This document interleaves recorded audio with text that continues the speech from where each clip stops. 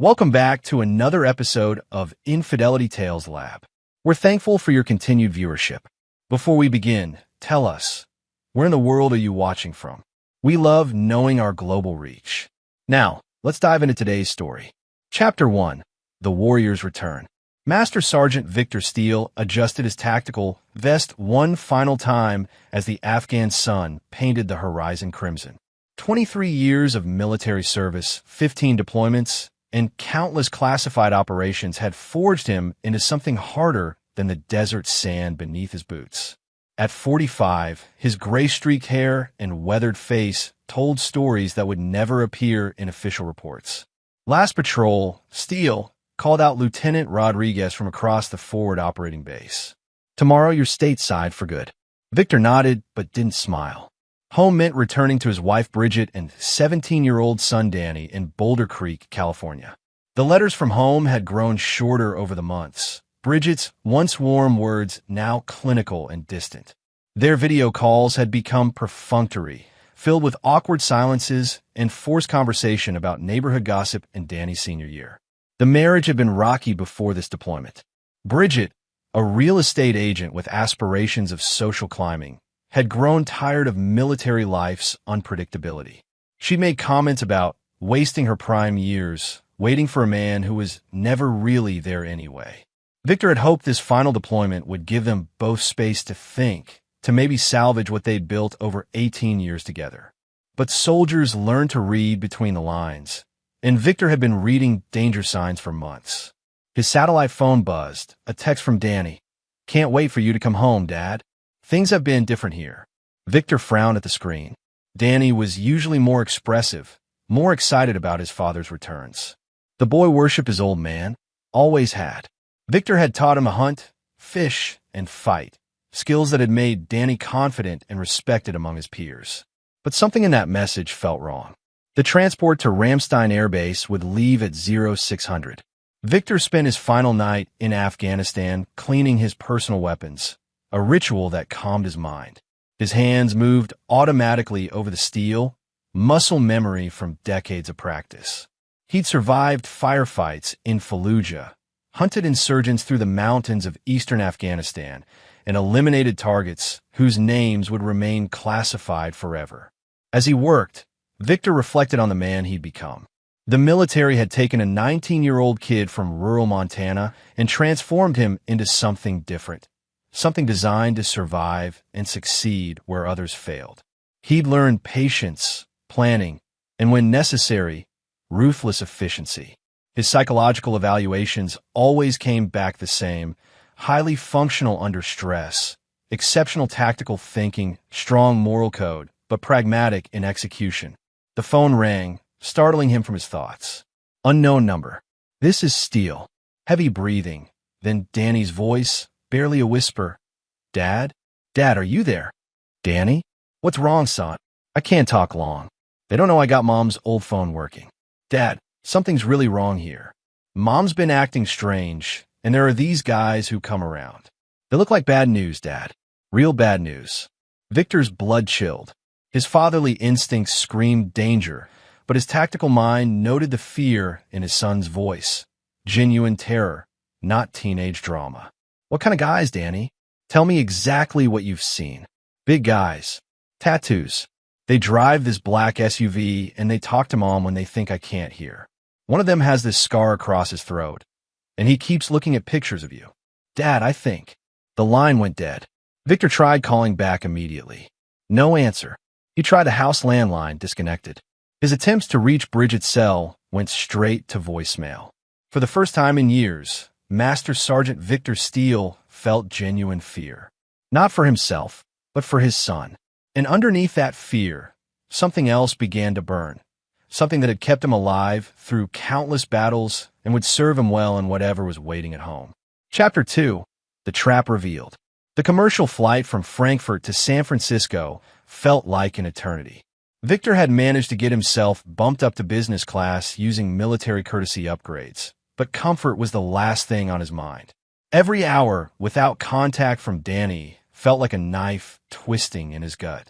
He tried calling his brother-in-law Kevin, who lived 20 minutes from Victor's house, but Kevin claimed he hadn't seen Bridget or Danny in weeks. Something in Kevin's voice had seemed off too, nervous, evasive. Kevin had always been straight with Victor, even when delivering bad news about family matters during previous deployments. Victor's phone buzzed as the plane began its descent into SFO. Danny's number. But when he answered, the voice that greeted him wasn't his son's. "Daddy's coming home," a gravelly voice said with mock sweetness. "We've been waiting." "Who is this? Where's my son?" A different voice came on, Danny's, but strained with terror. "Dad, don't come home. It's a trap. Mom's." "Shut up," the gravelly voice returned. "Here's how this works, soldier boy. Your loving wife has some new friends, and we've been having real interesting conversations about you. Seems like you're worth more dead than alive to certain people." Victor's training kicked in. He activated the voice recording app on his phone while keeping his expression neutral for the benefit of other passengers. "Your boy's been real helpful setting things up," the voice continued. "Haven't you, Danny? Tell Daddy what you did." Danny's voice, breaking with sobs. "Dad, they made me. They said they'd hurt Mom if I didn't. I had to give them your patrol schedules, your return dates, everything. They made me set up the whole thing." "What thing, Danny?" "The ambush. They were going to make it look like you died over there, but you came home too early. Now they're going to." "Enough," the gravelly voice returned. "Change of plans, Victor. You're going to come home like a good husband, walk right into your house, and then we're going to have ourselves a little family reunion. With baseball bats. Your boy's going to watch every second of it." The line went dead as the plane touched down. Victor sat in the growing dusk of the San Francisco airport, his mind racing through possibilities. This wasn't random. Bridget had orchestrated something, but why? Insurance money was the obvious motive, but she'd never shown interest in the military death benefits. There had to be more. He thought about the voice, professional controlled. These weren't street thugs or random criminals. They were organized, methodical. The kind of people who planned operations and executed them with precision. As he waited for his connection to Sacramento, Victor made a series of calls. First, to his old team leader from Delta Force, now working private security in Colorado. Second, to a contact at the FBI who owed him a favor from a joint operation in Syria. Third, to his lawyer, leaving a detailed voicemail about his current situation. Then he called a number he'd hoped never to use. His former commanding officer, Colonel Hayes, who now ran a consulting firm that specialized in problem resolution for retired military personnel. "Steele? Jesus, I thought you were still deployed." "Change of plans, sir. I need a favor." "Multiple favors, actually." Victor explained the situation in military brevity. Hayes listened without interruption, then sighed. "Son, this sounds like a professional hit dressed up as domestic drama. You sure about your wife?" "No, sir. I'm not sure about anything. But my boy's in danger, and I need to know who's pulling the strings before I walk into whatever they've set up. Give me 2 hours. I'll have everything I can find on your wife's recent activities, financial records, and any new associates." "And Victor?" "Yes, sir. Don't go in alone. Whatever's waiting for you at home, it's bigger than a cheating wife and some thugs." Victor boarded his final flight with a growing understanding that his war wasn't ending. It was just changing theaters. As the plane lifted off towards Sacramento, he began mentally preparing for the kind of operation he'd hoped to leave behind forever. But some skills once learned never fade, and some enemies, once identified, never deserve mercy. Chapter 3: Reconnaissance and Discovery. Victor rented a nondescript Honda Civic at Sacramento International and drove the 2 hours to Boulder Creek in complete silence, his mind cataloging every detail of the route home. He'd been gone 8 months, but muscle memory guided him through the familiar turns of his neighborhood, as if he'd never left. At 0300 hours, he parked 6 blocks from his house and approached on foot, moving through the shadows with the practiced silence of 2 decades of night operations. His house sat on a corner lot with good sight lines, one of the reasons he'd chosen it years ago. Now, he studied it like a target. 3 vehicles he didn't recognize: the black SUV Danny had mentioned, a white panel van, and a dark sedan. Professional staging. Through his binoculars, he could see movement inside, At least 4 figures, maybe more. The living room curtains were drawn, but light leaked around the edges. Someone was awake and waiting. Victor circled the property, noting exit routes and defensive positions. The back slider door showed signs of forced entry, scratches around the lock, bent frame. These people had been here for days, maybe weeks. His phone buzzed with a text from Colonel Hayes. Info package incoming. Your wife's been busy. Check your secure email. Victor retreated to a 24-hour diner downtown and opened his encrypted email on a laptop he'd purchased with cash.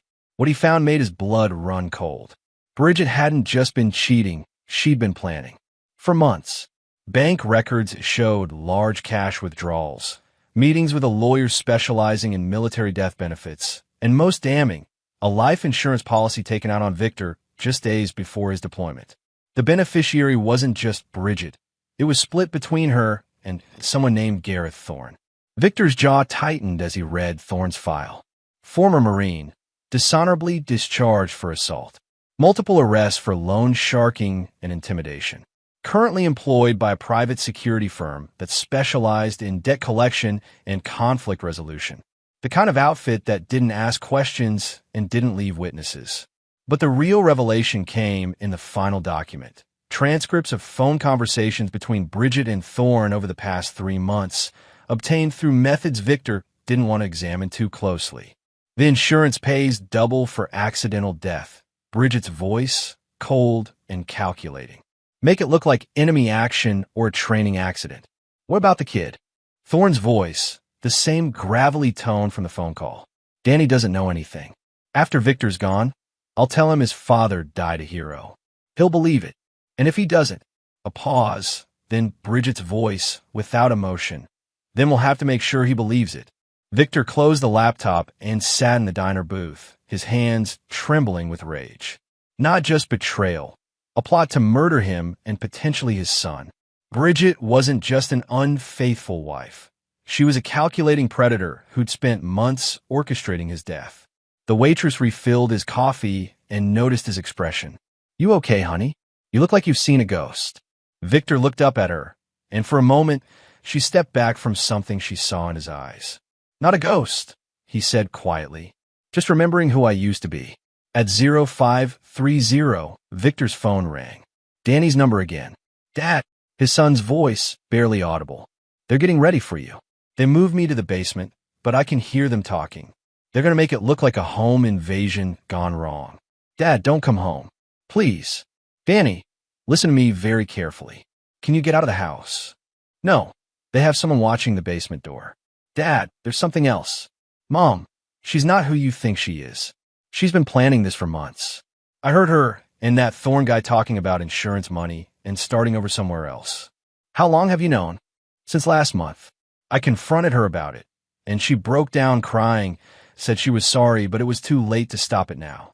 She said you'd never forgive her for what she'd done, so she had to see it through. Victor's tactical mind processed this information with cold efficiency. Bridget was right about one thing. He would never forgive her. But she made a critical error in judgment about what that meant for her future. Danny, I'm going to get you out of there. But when I do, things are going to get very bad for the people who've been holding you. Do you understand? Yes, sir. And Danny, whatever happens, whatever you see, remember that everything I do is to protect you. Can you trust me on that? A pause. Dad, you sound different. Victor looked at his reflection in the diner window. The face of Master Sergeant Victor Steele, a man trained to eliminate threats to national security. A man who'd killed for his country and was about to kill for his family. I'm different, son. I'm what I need to be. As the sun rose over Boulder Creek, Victor began planning an operation that would make his military missions look like training exercises. Because this wasn't about national security or foreign enemies. This was personal. Chapter 4. The Soldier's Chess Game. Victor spent the day conducting surveillance and planning from a motel room across town. Using techniques learned in counterterrorism operations, he mapped out every detail of his adversary's routines, capabilities, and weaknesses. By noon, he'd identified the players, Gareth Thorne, the ringleader, plus 3 associates who rotated shifts watching the house. All ex-military or ex-police, all with criminal records. Professional killers disguised as debt collectors. But Victor had advantages they didn't know about.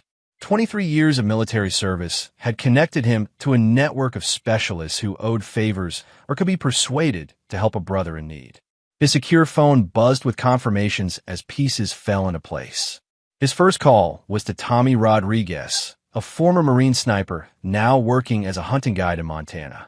I need overwatch on a residential target. Non-lethal surveillance only until I give the word. How many targets, Victor? 4 confirmed, possibly more. Professional security contractors, armed and dangerous.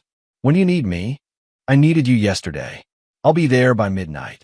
The second call went to Maria Santos, a former Air Force intelligence officer who now ran a private investigation firm.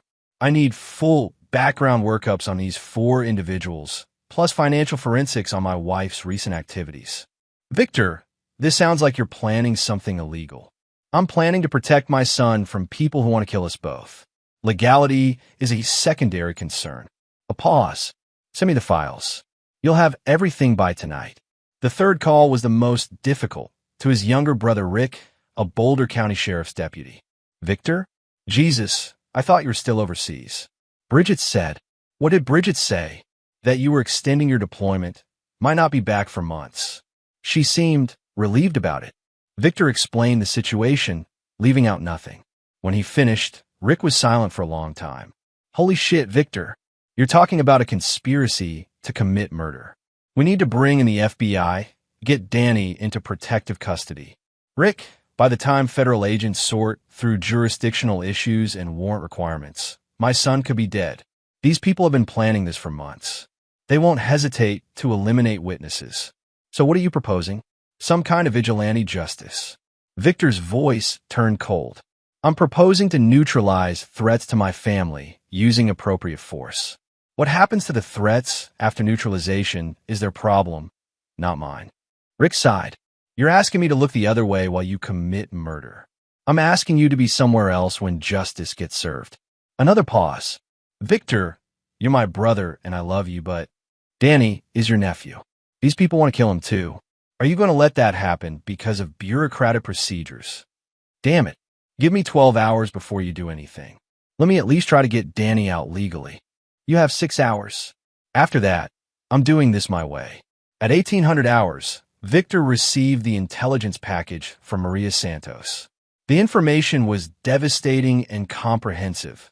Bridget had been planning Victor's death since before his deployment, using insurance money to fund a new life with Thorne in Costa Rica. But there was more. Danny wasn't just a witness to be eliminated. He was collateral damage in a larger scheme. Bridget's affair with Thorne had started 2 years ago, and she'd been slowly poisoning Danny's mind against his father, telling him that Victor didn't love them enough to leave the military, that he cared more about war than family. The psychological manipulation had been subtle but persistent. Danny's grades had dropped, he'd quit the football team, and he'd started getting into fights at school. Classic signs of a teenager under severe emotional stress. But the recordings revealed the truth. Danny had been defending his father against Bridget's constant criticism, refusing to believe that Victor would abandon his family. The boy's loyalty had made him a liability in Bridget's plan. Victor's phone buzzed with a text from Rick. No luck with family services or FBI. They want to treat this as a domestic dispute until there's an actual crime. You know what that means. Victor knew exactly what it meant. The system would let his son die while following proper procedures. At 2000 hours, Tommy Rodriguez called. I'm in position. Your house is definitely under siege. 4 hostiles, rotating shifts, military-grade weapons. Your boy's in the basement, but he looks okay. Your wife is upstairs with the leader. They're having what looks like a heated argument. About what? Can't hear words, but body language suggests she's having second thoughts. He's not happy about it. Victor processed this information with tactical precision. Bridget's doubt could be either an opportunity or a complication. Either way, it meant the timeline was accelerating. Tommy, I'm going in at 0200. When you see my signal, light up anyone who tries to leave the house. Copy that. Victor, these guys aren't amateurs. You sure you want to do this alone? Victor checked his equipment one final time, weapons, tactical gear, and items that would make his old Delta Force instructors proud. I've been alone for 8 months while my family was in danger. It's time to bring them home. As midnight approached, Victor began his final preparations. This wasn't just about rescuing Danny anymore. It was about sending a message to anyone who thought they could threaten his family and live to tell about it. The soldier was coming home, and he was bringing war with him. Chapter 5. Infiltration and Revelation. At 0130 hours, Victor approached his house for the second time, but now he moved with lethal purpose. Tommy Rodriguez's voice crackled through his earpiece. Overwatch in position. 2 targets on the ground floor, 1 upstairs with your wife, 1 in the kitchen. Your son appears to be alone in the basement. Victor had studied the blueprints of his own house, memorizing every entrance, every line of sight, every tactical advantage. What Bridget and her accomplices didn't know was that he designed the house's security features himself, including several modifications that weren't on any official building plans.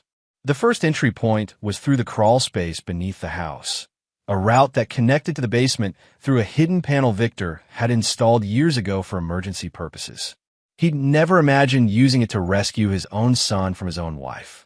Moving with practiced silence, Victor navigated the narrow space beneath his house, guided by a small tactical flashlight.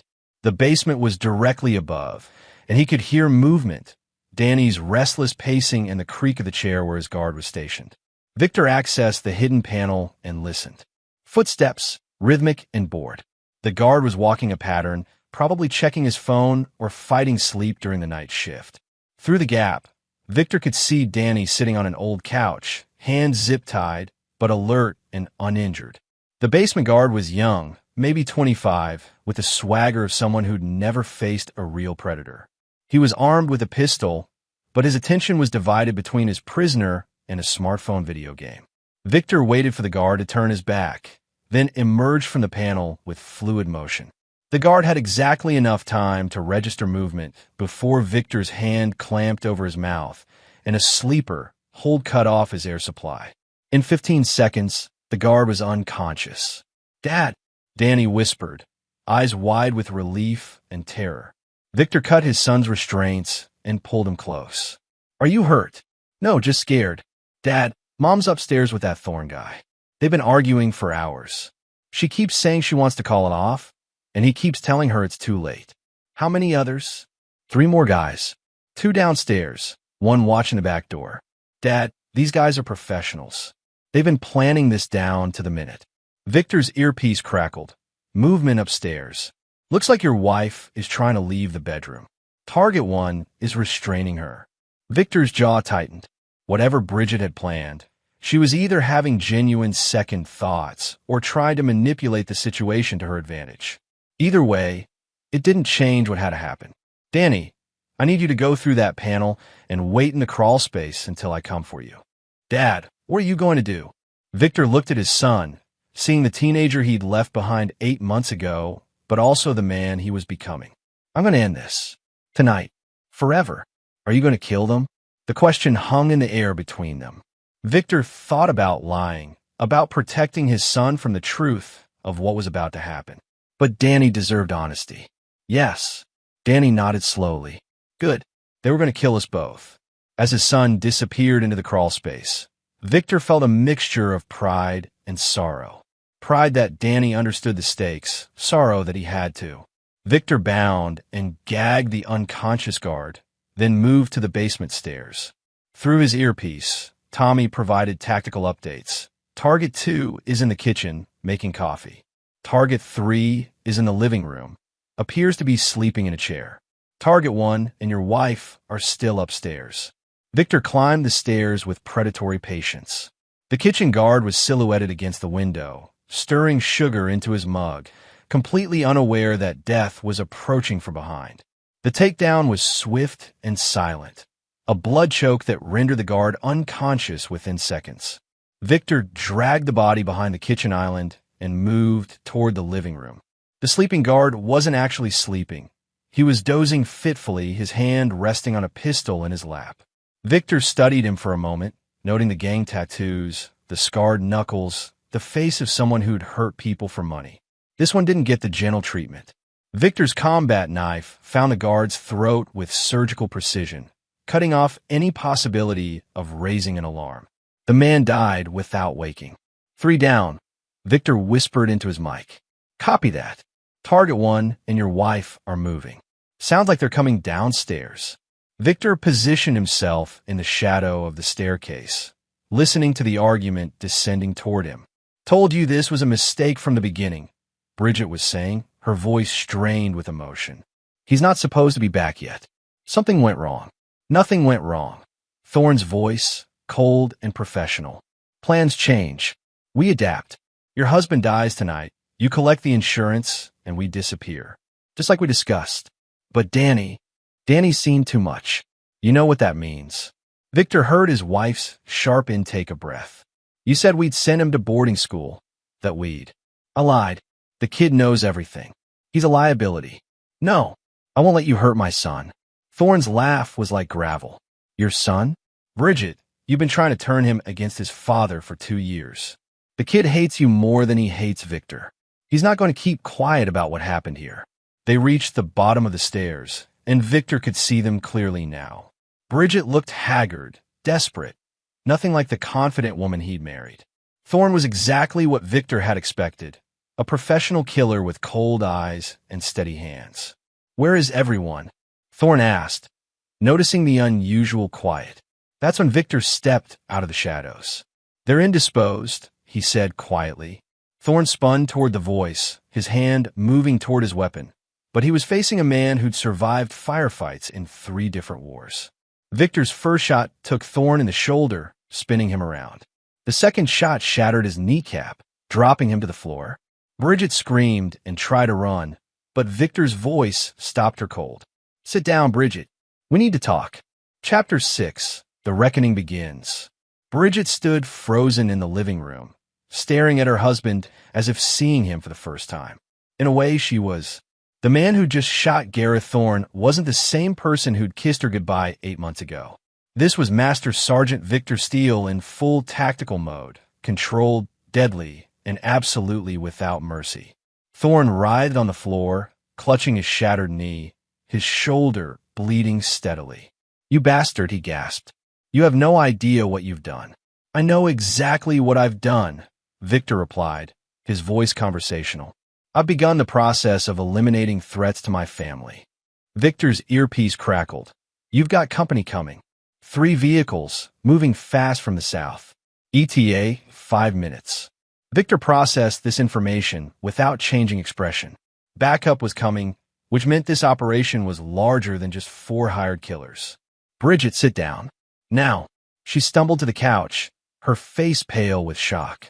Victor, I can explain. No explanation needed. I've heard the recordings. I know about the insurance policy. I know about your plan to kill me and Danny. The only question is whether you're going to cooperate or join your boyfriend on the floor. Thorne tried to speak, but Victor silenced him with a look that promised violence. Who's coming? Victor asked his wife. How many more people are involved in this? Bridget's hands trembled. I don't know what you mean.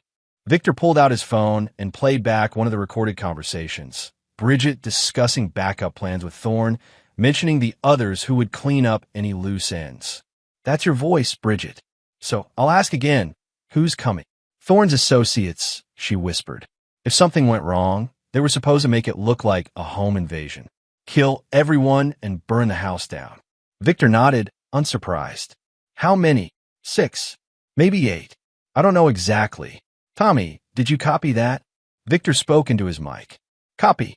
I count 6 hostiles and 2 vehicles, heavily armed. Victor, you need to get out of there. Negative. I'm not leaving my son. Victor turned to Bridget. You're going to help me, whether you want to or not. Because if Danny dies tonight, I'll make sure you spend the rest of your very short life wishing you'd never been born. Bridget nodded frantically. What do you want me to do? First, call them off. Tell them the situation is under control. I can't. They don't take orders from me. Thorne is their boss. Victor looked down at the wounded man. Then Thorne is going to make that call. He knelt beside Thorne and pressed his knife against the man's throat. Here's your choice, Gareth. Call off your people or I start cutting pieces off you until you change your mind." Thorne's eyes blazed with hatred, but pain and blood loss had weakened his resolve. "They won't listen. The contract's already been paid. They'll finish the job whether I'm alive or not.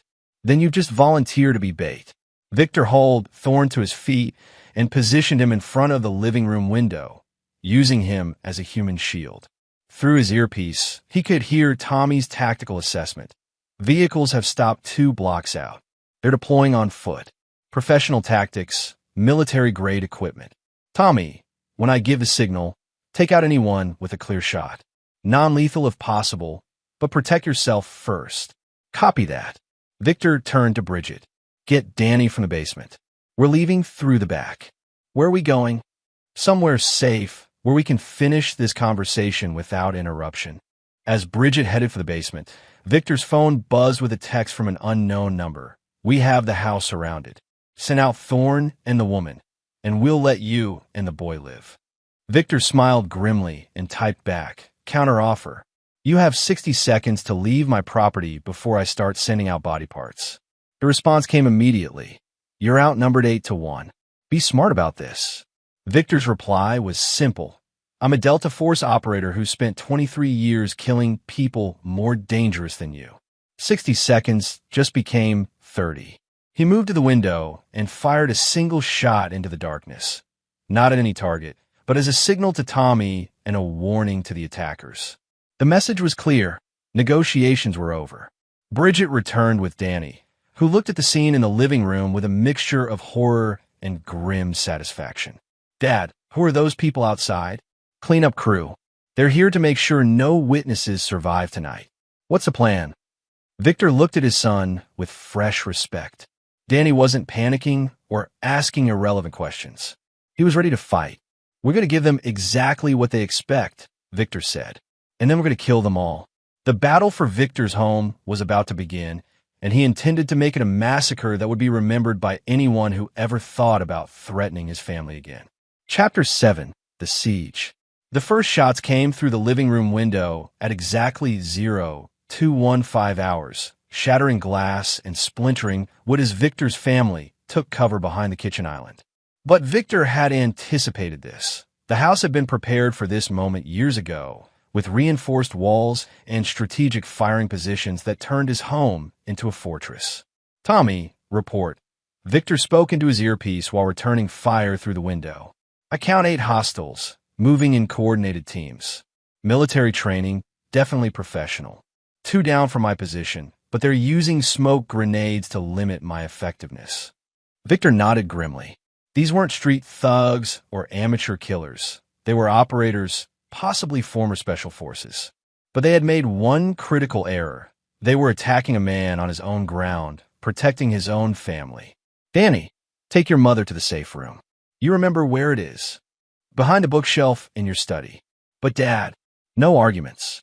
Go, now." As his family retreated to the hidden room Victor had constructed during his home's renovation, he assessed his tactical situation. 8 attackers, professional training, automatic weapons. Under normal circumstances, this would be a suicide mission for any single operator. But Victor Steele wasn't normal circumstances. He was a man with nothing left to lose and everything to protect. The attackers were using standard room-clearing tactics, but Victor had advantages they couldn't account for.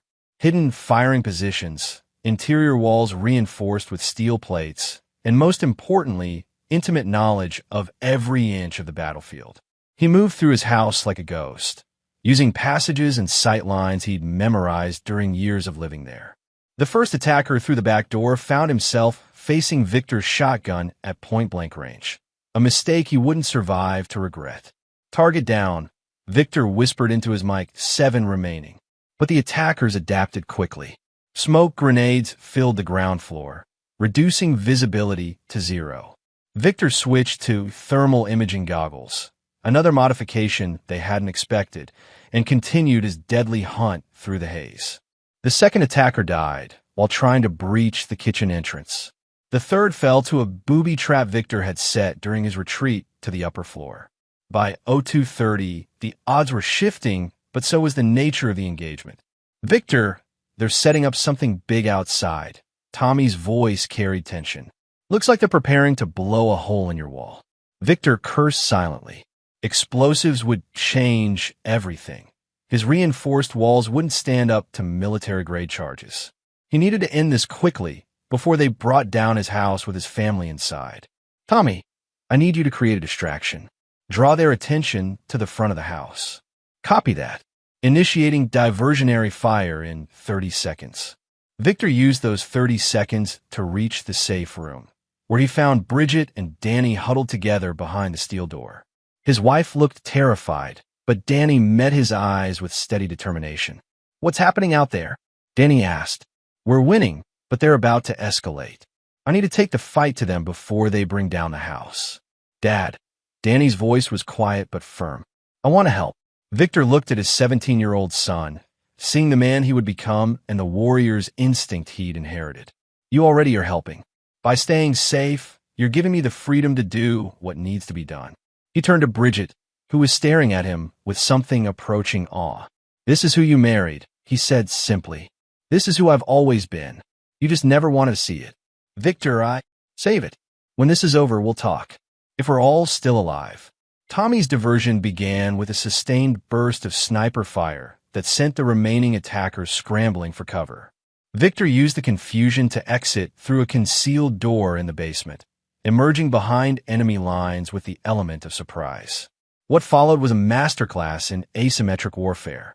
Victor moved through his own neighborhood like a hunting predator, using landscaping and structures he'd studied for years as cover and concealment. The attackers found themselves fighting a ghost who struck from shadows and vanished before they could respond. The fourth attacker died while trying to set up the explosive charge. The fifth fell to Victor's knife while repositioning around the house's perimeter. By 02:45, only 3 remained, and their tactical discipline was beginning to crack under the psychological pressure of being hunted. Victor's earpiece crackled. Police sirens in the distance. Looks like someone called in the disturbance. That changed everything. When law enforcement arrived, they'd find a complex crime scene with multiple bodies and no clear understanding of who was victim and who was perpetrator. Victor needed to end this before outside authorities complicated the situation. He keyed his mic. Tommy, I'm going to end this in the next 5 minutes. When the police arrive, you were never here. Understood. Victor, these weren't random killers. Someone with serious resources sent them. Victor had suspected as much. The level of organization, the quality of equipment, the professional execution. This was a military operation disguised as a home invasion. Someone wanted his family dead badly enough to deploy an entire team of operators. The question was who and why. But that was a puzzle for later. Right now, he had 3 more targets to eliminate before the cavalry arrived. As he prepared for the final phase of the battle, Victor reflected on the irony. He'd spent 8 months fighting a war overseas, only to come home and fight the real war in his own backyard. But this war was different. This was personal, and he intended to win it with extreme prejudice. Chapter 8. No Witnesses. The final 3 attackers had regrouped behind Victor's neighbor's house, using the Johnsons' backyard shed as cover while they planned their next move. Victor could hear them arguing in hushed tones, professionals starting to realize that their mission had gone catastrophically wrong. Base, this is team leader. One of them spoke into a radio. Primary target has military training beyond our intelligence. Request immediate extraction. The response crackled back. Negative. Mission parameters unchanged. No witnesses. Victor smiled grimly in the darkness. Whoever was behind this operation was willing to sacrifice an entire team rather than leave loose ends. That told him everything he needed to know about how deep this conspiracy ran. Moving with practiced silence, Victor circled behind the attacker's position. The police sirens were getting closer, maybe 5 minutes out. He had to finish this quickly and cleanly, leaving a scene that would support his version of events. The first attacker never saw him coming. Victor's knife found its target with surgical precision, and the man died without making a sound. 2 left. The remaining attackers realized their teammate was down when his radio check went unanswered. Victor watched them through thermal imaging as they separated, trying to establish overlapping fields of fire while maintaining communication. "Tommy, where are the survivors positioned?" Victor whispered into his mic. "One behind the shed, 30 meters from your position. The other has moved to the street, using a parked car for cover. They're trying to box you in." Victor nodded. Classic tactics, but they were thinking like attackers, not defenders. They were in his territory now, and he knew every shadow, every line of sight, every tactical advantage the neighborhood offered. He moved toward the street position first, using the Johnson's hedge line as concealment. The attacker was crouched behind a minivan, weapon trained on the shed where he expected Victor to emerge. The man was professional, disciplined, and completely focused on the wrong target area. Victor's approach was silent and deadly. The attacker's radio crackled just as the knife found his throat. "Team leader, respond. Police are 2 minutes out." The final attacker, hearing no response from his teammate, made a critical error. He broke cover to investigate, exposing himself to Victor's position. The kill shot was clean and quiet, ending the battle with military precision. Victor quickly policed the area, collecting weapons and any identification that might complicate the investigation. As the first police units turned onto his street, he was back inside his house, establishing the scene that would tell his story. He found Thorne still alive, but unconscious from blood loss. Perfect. A surviving witness who could corroborate the home invasion story, at least partially. Victor zip-tied him securely and placed him where the police would find him. The official story would be simple. Armed intruders had attempted to rob the house, taken the family hostage, and been fought off by a combat veteran protecting his family. The bodies outside would support that narrative, especially with Thorne available to provide testimony. "Tommy, you need to disappear. Now." "Already gone." "But Victor?" "I pulled IDs from 2 of the bodies. These guys were contractors working for Blackwater subsidiaries. This isn't over." Victor acknowledged the warning and destroyed his earpiece before the police surrounded his house. As he walked to the safe room to collect his family, he processed what Tommy had told him. Professional military contractors meant serious money behind the operation, more than insurance fraud could justify.